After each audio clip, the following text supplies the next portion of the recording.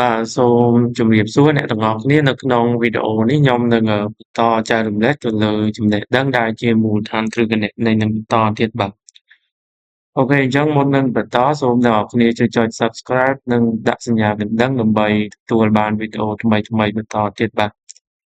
សម្រាប់វីដេអូនេះខ្ញុំនឹងបន្តចែករំលែកទាក់ទិនជាមួយនឹងចំណាត់ថ្នាក់និងភេទនៃប្រវត្តិការអាជីវកម្មនឹងបន្តទៀតបាទ អញ្ចឹងនៅក្នុងចំណាត់ថ្នាក់នៃប្រវត្តិការអាជីវកម្មវាមានជាចំណាត់ថ្នាក់ជាប្រភេទនៃប្រវត្តិការចំណូលហើយនិងប្រវត្តិការមូលធនបាទអញ្ចឹងនៅក្នុងវីដេអូនេះខ្ញុំនឹងយកប្រភេទនៃចំណាត់ថ្នាក់ដែលជាប្រវត្តិការចំណូលហ្នឹងមកប្រភេទទៀតយកមកចែករំលែកដល់អ្នកគ្នាបាទ អញ្ចឹងនៅក្នុងប្រភេទប្រតិបត្តិការចំណូលវាជាប្រភេទប្រតិបត្តិការដែលមានឥទ្ធិពលរយៈពេលខ្លីដែលប្រភេទប្រតិបត្តិការទាំងអស់ហ្នឹងវាកើតឡើងមកគឺគេតម្រូវឲ្យក្រុមហ៊ុនហ្នឹងកត់ត្រានៅក្នុងបញ្ជីគណនេយ្យហ្នឹងដែលកំណត់ត្រឹមរយៈពេលមួយឆ្នាំចុងក្រោយមកគឺមករាយការណ៍ចែកគណនេយ្យបាទអញ្ចឹងនៅក្នុងវីដេអូនេះខ្ញុំនឹងលើកយកប្រភេទនៃប្រតិបត្តិការចំណូលហ្នឹងដែលស្ថិតនៅក្នុងប្រភេទនៃចំណូលបានមកពីផលចំណូលរបស់ក្រុមហ៊ុនហ្នឹងបាទដែលភាសាអង់គ្លេសហ្នឹងគឺ revenue receipt បាទអញ្ចឹងសំណួរសួរថាតើអ្វីទៅជាចំណូលបានមកពីផលចំណូលឬក៏ revenue receipt ហ្នឹងបាទអញ្ចឹងនៅក្នុងនេះអឺមានជាការកំណត់និយមន័យនៅខាងក្រោមហ្នឹងបាទ ចឹងចំណូលបានមកពីផលចំណូលជាចំណូលកើតចេញពីប្រតិបត្តិការជាប្រក្រតីរបស់អាជីវកម្មបាទចឹងបើនិយាយឲ្យងាយយល់វាជាប្រតិបត្តិការដែលកើតចេញពីសកម្មភាពនៃការរកស៊ីរបស់ក្រុមហ៊ុន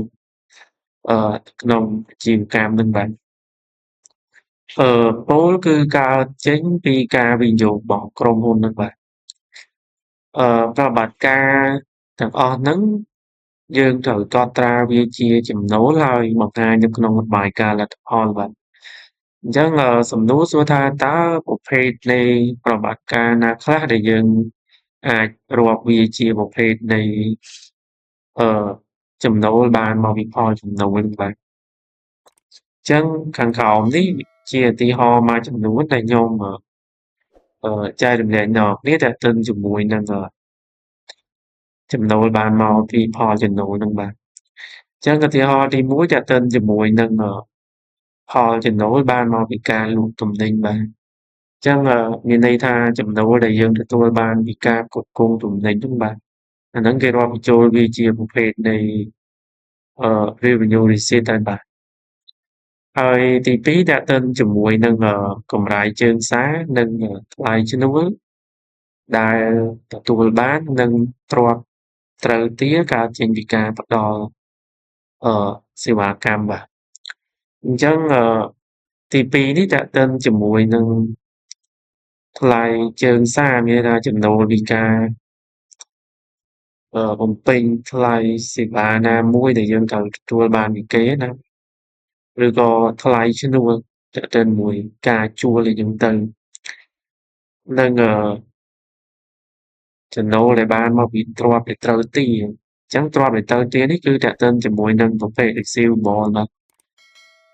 នៅក្នុងគណនេយ្យវាមានជាប្រភេទreceivable បាទដែលទាក់ទិនជាមួយនឹងទឹកប្រាក់ដែលគេនឹងត្រូវទូទាត់ឲ្យយើងនៅថ្ងៃអនាគតបាទអញ្ចឹងអឺនៅពេលដែលយើងទទួលបានចំណូលពីទ្រព្យដែលត្រូវទារទាំងអស់ហ្នឹងបាទដែលទ្រព្យទាំងអស់ហ្នឹងវាកើតចេញពីការផ្ដល់សេវារបស់ក្រុមហ៊ុនហ្នឹងមានន័យថាក្រុមហ៊ុនមានការផ្គត់ផ្គង់សេវាទៅគេមានការជឿយើងចឹងទៅបាទអញ្ចឹងគេចុះជាទ្រព្យត្រូវទារហ្នឹងហើយបាទអញ្ចឹងទាក់ទិនជាមួយនឹងចំណូលដែលយើងទទួលបានពីទ្រព្យដែលត្រូវទារគឺយើងចាត់វាជាប្រតិបត្តិការដែលស្ថិតជាប្រភេទនៃrevenue receipt ហ្នឹងហើយទី3ទាក់ទិនជាមួយនឹងការប្រាក់ដែលទទួលបាននិងទ្រព្យត្រូវទារបានមកពីប្រាក់សន្សំបាទអញ្ចឹងមានន័យថាសាច់ប្រាក់ដែលយើងទទួលបានពីការប្រាក់និងសាច់ប្រាក់ដែលយើង នឹងត្រូវទទួលបានពីការប្រាក់នៅថ្ងៃអនាគតគឺគេរាប់បញ្ចូលវាជាប្រតិបត្តិការចំណូលបានពីផលចំណូលហ្នឹងហើយបាទហើយមួយទៀតទាក់ទងជាមួយថ្លៃឈ្នួលអគារប្រភេទចំណូលដែលបានមកពីការជួលអគារនិងទ្រព្យត្រូវទារបានមកពីការជួលអគារបាទជួលអចលនទ្រព្យបន្តចឹងជាធម្មតាដល់ពេលដែលយើងមានការជួលអចលនទ្រព្យទៅឲ្យភាគីណាមួយអញ្ចឹងទៅយើងត្រូវចុះអឺជាចំណូលរបស់ក្រុមហ៊ុនក្នុងករណីដែលគាត់មិនទាន់បានទូទាត់លុយលើថ្លៃឈ្នួលអញ្ចឹងទៅចឹងនៅក្នុងករណីដែលយើងទទួលបានចំណូលជាសាច់ប្រាក់ឬក៏យើងទទួលសាច់ប្រាក់ដែលបានមកពីទ្រព្យដែលត្រូវទារដែលកើតចេញពីការជួលអចលនទ្រព្យហ្នឹងគឺប្រតិបត្តិការហ្នឹងគឺយើងរាប់បញ្ចូលវាជាប្រភេទនៃ revenue receipt ហ្នឹងហើយបាទអញ្ចឹងដោយដែលខ្ញុំបានកំណត់ឲ្យជាយោងនៃនៅខាងលើហ្នឹងអញ្ចឹងថាអឺប្រតិបត្តិការដែលយើងរាប់បញ្ចូលជាចំណូលបានពីផលចំណូលវាជាចំណូលដែលកើតចេញពីប្រតិបត្តិការអាជីវកម្មរបស់ក្រុមហ៊ុនហ្នឹងហើយខាងក្រោមហ្នឹងវាសុទ្ធសឹងតែជាប្រភេទនៃប្រតិបត្តិការដែលអឺប្រតិបត្តិការចំណូលដែលកើតចេញពីសកម្មភាពអាជីវកម្មរបស់ក្រុមហ៊ុនឬក៏ចំណូលដែលកើតចេញពីការវិនិយោគរបស់ក្រុមហ៊ុនហ្នឹងហើយបាទអូខេអញ្ចឹងនៅក្នុងវីដេអូនេះខ្ញុំមានតែប៉ុណ្្នឹងទេហើយបើអ្នកនរគ្នាគិតថាវីដេអូនេះមានប្រយោជន៍អ្នកនរគ្នាអាចជួយ share វីដេអូចែករំលែកបន្តផងបាទសូមអរគុណ